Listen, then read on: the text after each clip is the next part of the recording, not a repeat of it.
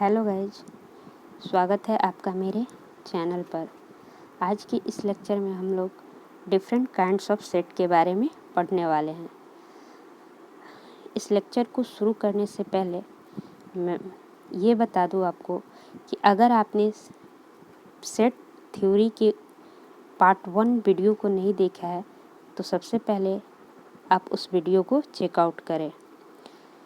बिना देखे, बिना सेट के बारे में जाने, बिना एलिमेंट्स के बारे में जाने हम सेट के डिफरेंट काइंड्स को नहीं समझ सकते हैं। काफ़ी मुश्किल होगा समझना और वेस्ट ऑफ टाइम होगा। इसलिए मेरी सलाह है आप एक बार उस वीडियो को ज़रूर चेक कर लें और उसके बाद इसको कंटिन्यू करें। तो चलिए शुरू करते हैं हम अपने इस वीडियो को, अपने इस सफ़र को डिफरेंट काइंड्स ऑफ सेट के साथ। इस वीडियो में हम लोग इन सारे पॉइंट्स को देखने वाले हैं। एम्प्टी सेट क्या है, सिंगल टोन सेट क्या है, फाइनाइट सेट क्या है, इनफाइनाइट सेट क्या है, इक्वल सेट क्या है, equivalent, subset, superset, proper subset और पावर सेट क्या है, इन सारे सेट के बारे में हम लोग यहाँ पे देखेंगे। चलिए शुरू करते हैं एम्प्टी सेट के साथ। सबसे पहले हम लोग एम्प्टी सेट के बारे में देखते हैं। नाम से क्या लगता है, खाली खाली, यानी कि एक ऐसा सेट जिसमें कोई एलिमेंट ना हो। A set containing no element is called empty set. ठीक है, एक एम्प्टी सेट को हम लोग ओनली ब्रेसेस के द्वारा रिप्रेजेंट करते हैं। किसके थ्रू रिप्रेजेंट करते हैं? एक ब्रेसेस बना दिया जिसमें कोई एलिमेंट नहीं लिखा है, इसके ज़रिए। या फिर हम एक एम्प्टी सेट को इस फाई नाम के सिंबल से भी रिप्रेजेंट करते हैं। मान लीजिए ए एक ऐसा सेट है जिसमें कोई एलिमेंट नहीं है, तो उस सेट को हम लोग फाई के इस तरीके से A equal to phi, A equal to empty braces बना देंगे, इस तरीके से रिप्रेजेंट कर सकते हैं। या हम सीधे सीधे लिख दें ए इक्वल टू फाई, इस तरह से भी रिप्रेजेंट करते हैं। अगर आपने इस तरह से लिख दिया ए इक्वल टू ब्रेसेस फाई, तो ये एम्प्टी सेट का एग्जाम्पल नहीं होगा, क्योंकि ये एक ऐसा सेट हो गया जिसका एक एलिमेंट फाई नाम का सिंबल है। तो ध्यान रखिएगा, एम्प्टी सेट को रिप्रेजेंट करने के लिए या तो हम लोग एम्प्टी ब्रेसेस का यूज करते हैं या फिर फाई नाम के सिंबल को विदाउट ब्रेसेस। एम्प्टी सेट समझ में आ गया। चलिए अगले सेट सिंगल टोन सेट के बारे में समझते हैं। सिंगल टोन सेट क्या है? वैसा सेट जिसमें केवल और केवल ओनली वन मेंबर हो, only one element containing set is called single tone set. अब मान लीजिए ए एक सेट है जिसमें एक ही एलिमेंट ए है, तो ये जो हमारा सेट हो गया ए, वो सिंगल टोन सेट कहलाएगा। बी में मान लीजिए -5 नाम का एक एलिमेंट है, तो बी केवल एक ही एलिमेंट है, तो बी सिंगल टोन सेट कहलाएगा। यह है सिंगल टोन सेट। अगले सेट के बारे में देखते हैं, फाइनाइट सेट। फाइनाइट सेट क्या होता है? तो वैसा सेट जिसमें एलिमेंट्स की जो संख्या है वो लिमिटेड हो, ऐसा सेट जो लिमिटेड एलिमेंट्स को कंटेन करके रखा हो, वैसे सेट को हम लोग फाइनाइट सेट कहते हैं। मतलब कि जिस सेट के मेंबर को, जिस सेट के एलिमेंट को हम लोग काउंट कर सके, वो फाइनाइट सेट कहलाता है। जैसे ए हमारा एक सेट है जिसमें किस तरह के एलिमेंट है, तो x such that x is all letters in English alphabet. अब ये बताइए, इंग्लिश अल्फ़ाबेट में लिमिटेड लेटर्स है या अनलिमिटेड लेटर्स है? लिमिटेड है, जिसमें टोटल कितने मेंबर होते हैं? 26 लेटर्स होते हैं। तो ए एक ऐसा सेट है जिसमें टोटल 26 एलिमेंट है जिसको हम काउंट कर सकते हैं। तो ये ए जो है वो फाइनाइट सेट का एग्जाम्पल हुआ। बी में हम यहाँ इसके एलिमेंट को काउंट कर सकते हैं 1, 2, 3, 4 और 5, यानी कि देखा जाए तो बी में टोटल 5 एलिमेंट है। बी के एलिमेंट को भी हम लोग काउंट कर सकते हैं, तो बी भी क्या हुआ? फाइनाइट सेट हुआ। अब किसी भी फाइनाइट सेट के एलिमेंट, नंबर ऑफ एलिमेंट को अगर दिखाना है, जैसे यही हमारा ए जो सेट है, ए जो सेट है इसके नंबर ऑफ एलिमेंट को दिखाना है, तो इसको रिप्रेजेंट कैसे करेंगे, इस तरीके से रिप्रेजेंट करेंगे, नंबर ऑफ ए, यानी कि ए सेट में एलिमेंट्स की जो संख्या वो कितनी है, 26 है। इस तरीके से रिप्रेजेंट करेंगे हम लोग नंबर ऑफ ए को। अगर हमें बी में एलिमेंट की संख्या पूछ रहा हो तो इसको कैसे डिनोट करेंगे, number of B. Number of B कितना है, 5 है, तो नंबर ऑफ बी का मतलब हुआ बी में एलिमेंट की संख्या कितनी है, तो 5 है। तो ये रहा हमारा फाइनाइट सेट। आगे चलते हैं इनफाइनाइट सेट को देखने के लिए। इनफाइनाइट सेट क्या है इसके बारे में देखते हैं। तो वैसा सेट जिसमें अनलिमिटेड एलिमेंट हो, जिसमें एलिमेंट को हम लोग काउंट ना कर सके, अनलिमिटेड एलिमेंट हो, वैसे सेट को हम लोग फाइनाइट सेट कहेंगे। जैसे एग्जाम्पल में a equal to x such that x belongs to n, यानी कि a एक ऐसा सेट है जिसमें सारे के सारे नेचुरल नंबर एग्जिस्ट करते हैं। तो अगर देखा जाए तो इसमें जो एलिमेंट है वो लिमिटेड है क्या, नेचुरल नंबर बताइए कितना है, 10 है, 12 है, 20 है, 100 है, 1000 है, लाख है, कितने नेचुरल नंबर है, नहीं पता हमें कितने नेचुरल नंबर है। ये एक इनफाइनाइट सेट का एग्जाम्पल हुआ। आगे चलते इक्वल सेट। इक्वल सेट किसको कहेंगे, कोई भी दो सेट जिसमें सेम एलिमेंट एग्जिस्ट करता हो, कोई भी दो सेट जिसमें सेम एलिमेंट एग्जिस्ट करता हो, वैसे सेट को हम लोग इक्वल सेट कहते हैं। जैसे मान लीजिए एक एलिमेंट है, एक सेट है ए जिसमें कि एलिमेंट है ए बी और सी, और दूसरा एक हमारे पास सेट है जिसके पास एलिमेंट है सी बी ए। अब देखा जाए तो ए और बी दोनों में जो एलिमेंट है वो सेम है। ए जो है सेट ए का भी एलिमेंट है और ए जो है सेट बी का भी एलिमेंट है। बी सेट ए का भी एलिमेंट है और बी सेट बी का भी एलिमेंट है। उसी तरह सी सेट ए का भी एलिमेंट है और सी सेट बी का भी एलिमेंट है, दोनों में सेम एलिमेंट है। तो इन दोनों सेट को हम लोग कौन सा सेट कहेंगे, इक्वल सेट कहेंगे, क्योंकि सेम एलिमेंट दोनों में एग्जिस्ट करते हैं। और इक्वल सेट को रिप्रेजेंट करने का तरीका है a equal to B. a equal to B का मतलब होता है दोनों की इक्वल सेट का एग्जाम्पल है। नेक्स्ट हमारा है इक्विवेलेंट सेट। थोड़ा सा डिफरेंट है। इक्वल सेट में क्या था, सेम एलिमेंट एग्जिस्ट करना चाहिए, लेकिन इक्विवेलेंट में एलिमेंट की बात नहीं है, हमको नंबर ऑफ एलिमेंट की बात है। अगर किसी दो सेट के नंबर ऑफ एलिमेंट सेम हो तो ऐसे सेट को हम लोग इक्विवेलेंट सेट कहेंगे। मान लीजिए ए हमारे पास एक सेट है जिसमें 1, 2 और 3 नाम का एलिमेंट है, और बी एक सेट है जिसमें ए बी और सी नाम का एलिमेंट है। एक तरह से देखा जाए तो दोनों में सेम एलिमेंट नहीं है, लेकिन नंबर ऑफ ए और नंबर ऑफ बी इक्वल है।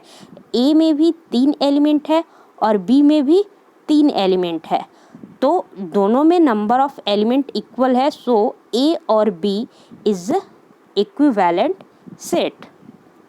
ठीक है, तो इस आधार पे हम ये कह सकते हैं कि जितने भी इक्वल सेट होते हैं सारे के सारे इक्विवेलेंट होते हैं, क्योंकि इक्वल सेट में एलिमेंट सेम होते हैं। जब एलिमेंट सेम होंगे तो नंबर ऑफ एलिमेंट भी अपने आप सेम होंगे। तो सारे के सारे equal sets are always equivalent, but equivalent sets are need not to be equal.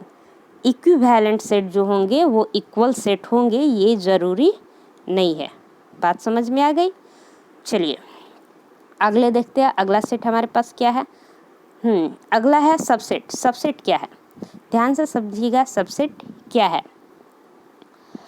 अगर हमारे पास ए एक ऐसा सेट है जिसके सारे एलिमेंट, ए के सारे एलिमेंट एक दूसरे सेट बी में एग्जिस्ट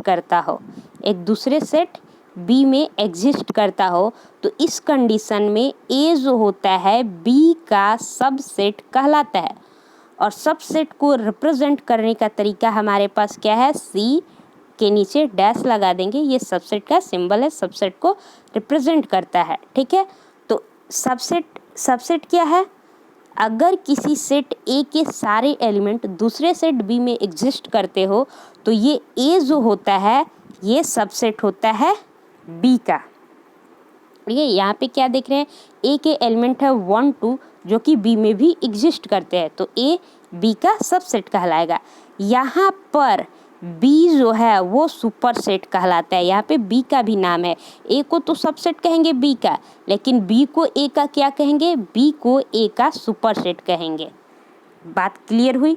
सुपरसेट क्या है, इफ ए सबसेट है बी के then B is called superset of A. और सुपरसेट को कैसे रिप्रेजेंट करते हैं, उल्टा सी लिख के इस तरह से, बी इज सुपरसेट, इसको क्या पढ़ते, इसको पढ़ते सुपरसेट, इसको पढ़ते subset. B is superset of A, it means A के सारे एलिमेंट बी में हैं। सुपरसेट और सबसेट समझ में आया। आइए एक बात और, अभी हमने कहा कि ए के सारे, हाँ ठीक है, चलिए आते हैं नेक्स्ट अपने प्रॉपर सबसेट के बारे में। प्रॉपर सबसेट क्या है, अभी हमने देखा कि ए अगर बी का सबसेट है, इसका मतलब ये हुआ कि ए के सारे एलिमेंट बी में बिलोंग करते हैं। अगर इसी में हम एक कंडीशन जोड़ दें कि ए इक्वल नहीं है बी के, ए और बी इक्वल सेट नहीं है, ए सबसेट है बी के एंड ए इक्वल सेट नहीं है बी के, तो इस कंडीशन में ए जो हो जाता है वो प्रॉपर सेट हो जाता है, प्रॉपर सबसेट हो जाता है बी का। देखो किसी भी प्रॉपर सेट के कंडीशन में सबसेट तो होगा, प्रॉपर सेट के कंडीशन में सबसेट होगा, क्योंकि ए सबसेट है बी के तभी ए प्रॉपर सेट बनेगा। प्रॉपर सेट के लिए कंडीशन क्या होता है कि ए और बी इक्वल सेट नहीं होने चाहिए। अगर ए और बी इक्वल सेट नहीं है तो ही ए प्रॉपर सेट कहलाएगा बी के। जैसे इसको एग्जांपल से समझते हैं, मान लीजिए ए में हमारे पास एलिमेंट है 1 2 3 और बी में हमारे पास एलिमेंट है 1 2 3। तो हम यहाँ क्या देख रहे हैं, ए के सारे एलिमेंट बी में एग्जिस्ट करते हैं, तो हम सीधे कहेंगे ए सबसेट है बी के। लेकिन अब हम यहाँ क्या देख रहे हैं कि ए इक्वल भी है बी के, ए इक्वल सेट है बी के।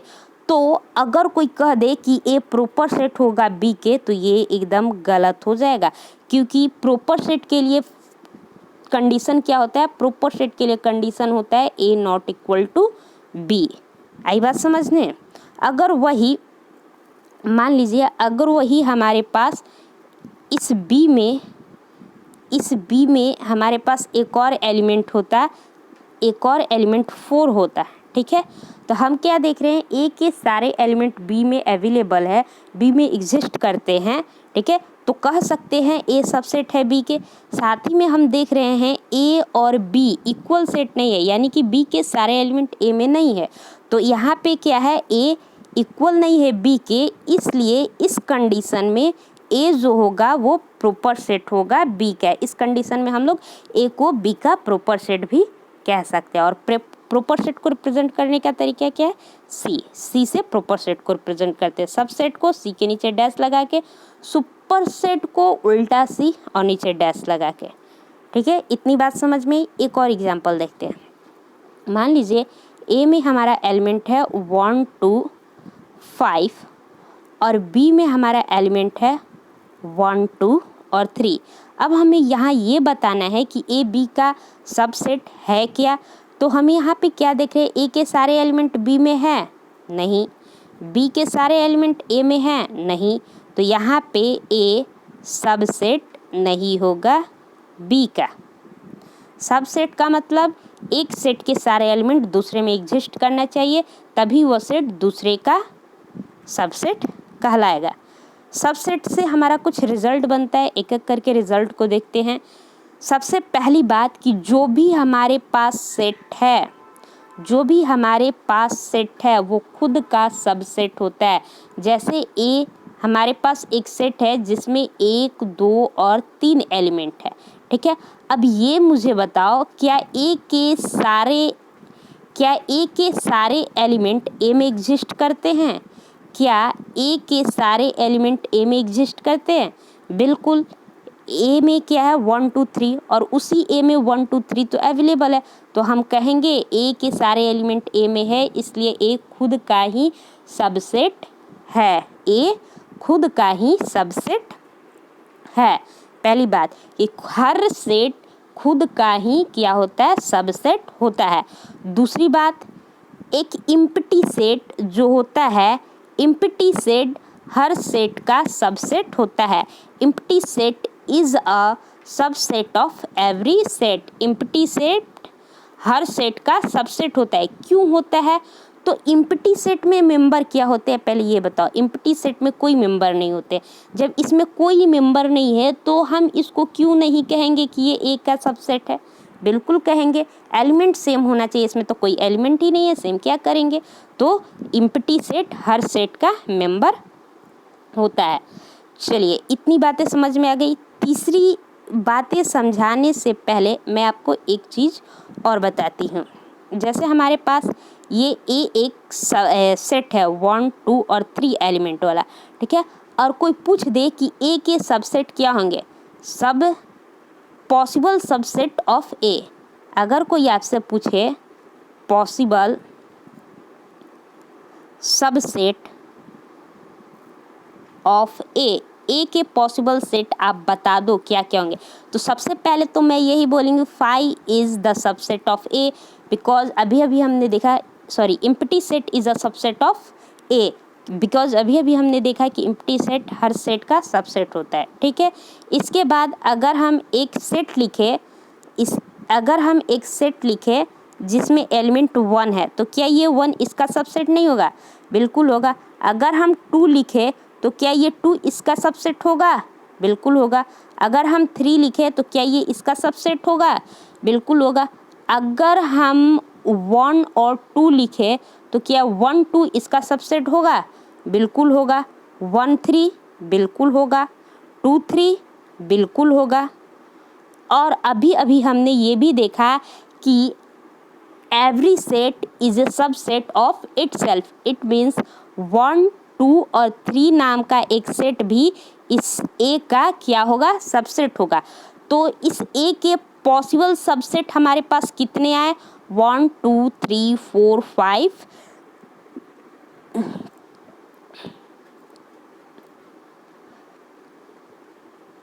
Just a minute.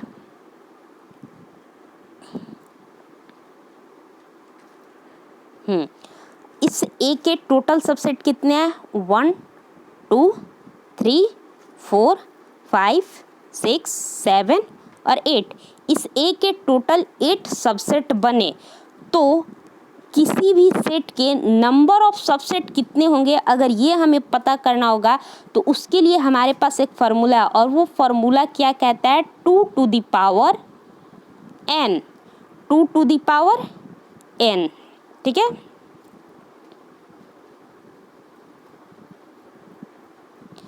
2 to the power n, where n क्या है? n क्या है? Number of element 1 2 3। तो n की वैल्यू यहाँ पे क्या हो जाएगी? मुझे इरेज करना पड़ेगा, इसको इरेज कर लेते हैं। हाँ, तो यहाँ पे n क्या है? Number of element. किसी सेट में जितने एलिमेंट होते हैं n उसी को इंडिकेट करता है। तो इस a के टोटल सबसेट की जो नंबर होगी, number of total subset of a के लिए हम लोग फार्मूला क्या अप्लाई करेंगे? 2 to the power n। It means 2 to the power 3 equal to 8। और हमने यहाँ पे जो a का सबसेट निकाला था वो भी काउंटिंग में 8 आ रहा था। तो इससे हमने क्या सीखा कि the total number of subset of a set containing n element is 2 to the power n। किसी भी सेट के टोटल सबसेट की जो संख्या होती है उसको हम 2 टू द पावर n से फाइंड आउट करते हैं। तो आपने ये बात तो समझ ही ली होगी कि किसी भी सेट के टोटल सबसेट की अगर हमें संख्या निकालनी है तो उसके लिए हम फार्मूला अप्लाई करेंगे, और फार्मूला क्या है हमारा? 2 टू द पावर n है। क्लियर? तो उम्मीद है सबसेट, सुपरसेट और प्रॉपर सबसेट अच्छी तरह से पता चल गया होगा। और किसी भी सेट के सबसेट फाइंड आउट करने का तरीका भी आपको पता चल गया, किस तरह से सबसेट निकालते हैं। चलिए तो आगे बढ़ते हैं। अगला और हमारा लास्ट आज का टॉपिक है, क्या है देखते हैं। आज का हमारा लास्ट पॉइंट है पावर सेट। पावर सेट किसको बोलते हैं?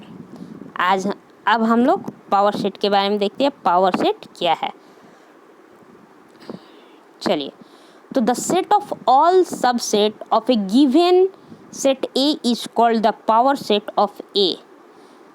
कहता है कि किसी भी सेट के जितने सब सेट होते हैं उन सारे सब सेट का जो सेट होता है वही पावर सेट कहलाता है। जैसे अभी अभी हमने देखा ए एक हमारा सेट है जिसमें एक और दो एलिमेंट है, ठीक है। तो ए का सबसेट क्या होगा? ए का सबसेट एक तो पहले एम्प्टी सेट होगा, 1 ए का सबसेट होगा या नहीं, 2 ए का सबसेट होगा या नहीं, 1 और 2 ए का सबसेट होगा या नहीं, बिल्कुल होगा।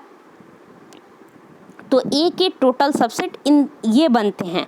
अब जब इसी का एक हम सेट बना दें, इसके पहले एक ब्रेसेस लगा दें, इट मीन्स ये ऑलरेडी एक सेट हो गया। तो ये जो सेट हुआ इस ए का पावर सेट कहलाएगा। और पावर सेट को रिप्रेजेंट करने का तरीका है पी, और जिस सेट का पावर सेट बना रहे हैं वो सेट को ब्रैकेट के अंदर लिख देंगे। तो ए का पावर सेट ये हो गया, ठीक है। और पावर सेट में टोटल कितने एलिमेंट होंगे? 2 to the power n element होंगे, where n is the number of subset of A. A के जितने सबसेट होंगे वही पावर सबसेट ए के नंबर उनसे हम फाइंड आउट करेंगे, ठीक है। तो इस पावर सबसेट ए में कितने एलिमेंट होंगे ये हमको पता करना है। 2 to the power n करेंगे। n क्या है?